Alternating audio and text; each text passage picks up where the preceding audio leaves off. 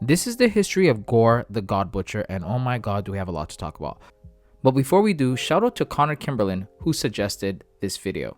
Alright, let's start right from the beginning. So Gorr the God Butcher was born on an alien planet that was dying. This planet was plagued by famine, predators, and natural disasters. He was taught to trust in the gods, but they never answered his prayers. At an early age, his mother was torn apart from carnivores and was killed. His father died also, leaving Gorr to fend for himself in a harsh environment. Years later, he married and fathered some children. However, most of them died. Gorr's pregnant wife Ara was also killed during an earthquake, and one by one his children perished until he was left with one son, Agar. When Agar was on the brink of death due to starvation, Gorr sought to ease his suffering and told his son that they would soon reach a forest where they would never go hungry again. After his son died, Gorr began to doubt the existence of gods, which led him to be exiled from his people. During this exile, Gorr witnessed a battle between two gods, a dark elder god called Null and a gold-armored purple-skinned god. Both gods were mortally wounded by the battle and fell to the ground near Gorr. In that moment, Gorr realized that gods did exist, as now he knew there were gods indeed. They just could not be bothered to care for the mortals who worshipped them and looked to them for help. Gorr was enraged when the gold-armored god begged for help, and in that moment his former doubt of existence of gods turned into hate. Sensing Gorr's rage, the dark god's weapon, all black the Necrosword, an anamorphous mass of living darkness, attached itself to Gorr and bonded with him. Gorr used his new weapon to kill the gold-armored god and vowed to seek vengeance against all the gods for never answering his prayer.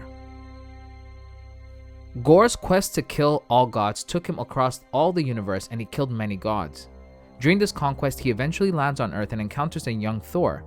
Thor was then attacked by Gorr, who nearly managed to kill Thor, but just before the killing blow, Thor conjured a lightning strike, which knocked both of them out.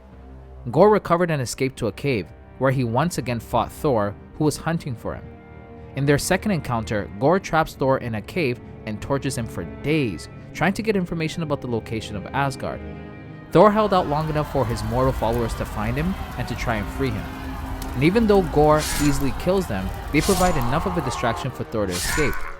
After breaking free from his bonds, Thor cuts off one of Gorr's arms with the Asgardian axe and believes that he's killed him.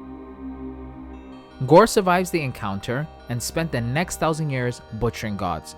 During this time, he gets stronger, but he came to the realization that he could not keep butchering these gods one by one, so he started building an army of dark minions called Black Berserkers to aid him in ending all the gods of the universe. Gorr then finds Shadrach, alien god of bombs, and forces him to grant him the knowledge to create a device that would end all the gods throughout time. After acquiring this knowledge, Gorr sets out to build this bomb. He first invades Omnipotent City, which is the meeting place for all gods. He finds a book there that mentions the location of Kronux, a hidden world where the time gods monitor the time stream. When Gorr reaches Kronux, he kills all the gods present and pours their blood into the time well. He then uses it to travel back in time to the beginning of the universe and slew one of the very first elder gods. He tears out the heart of an elder god as a trophy for himself.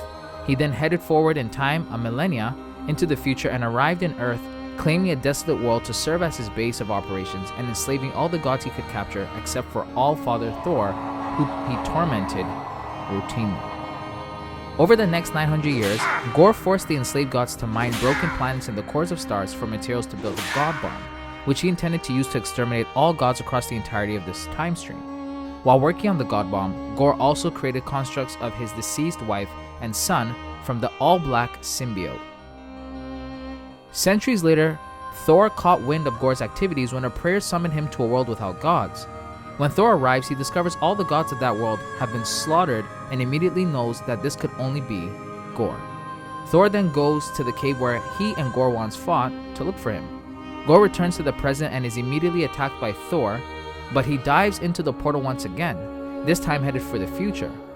Thor follows him, but instead of arriving together with Gorr, he arrives a few hundred years late and finds an Asgard torn apart by Black Berserkers, where the only god left is a future version of himself, who has now become the All-Father and is being tormented by Gorr.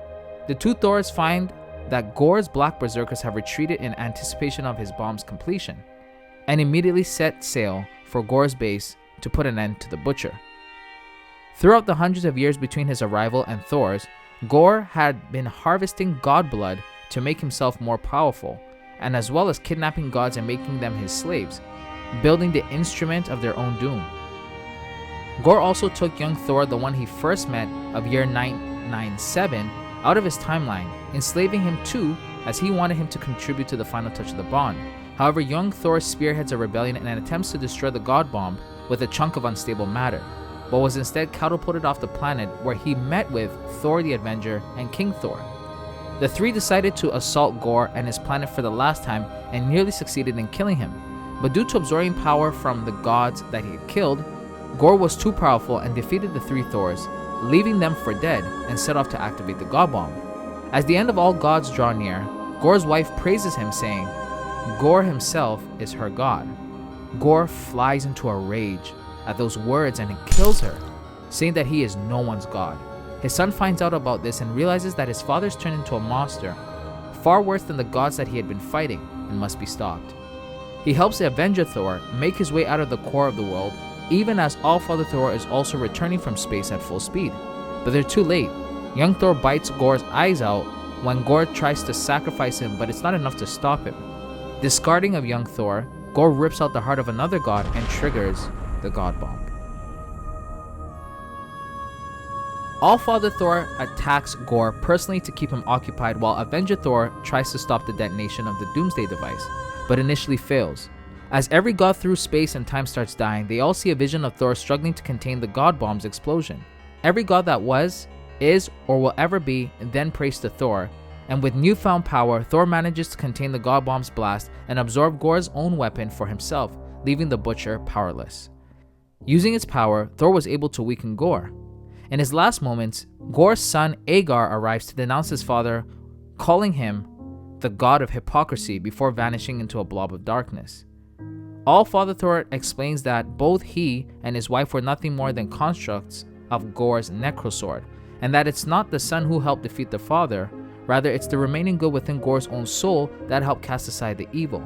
Nevertheless, Gorr remains defiant to the end and meets his death under young Thor's axe. So that's it for today's video. There actually is a little bit more to this. There's another part where Gorr basically is resurrected and there's some more details to it, but I decided to save it for another video. I hope you guys really enjoyed this. I have a list of other ones that I'm going to make, but if you guys have your preference, let me know in the comments below and I'll catch you on the next one.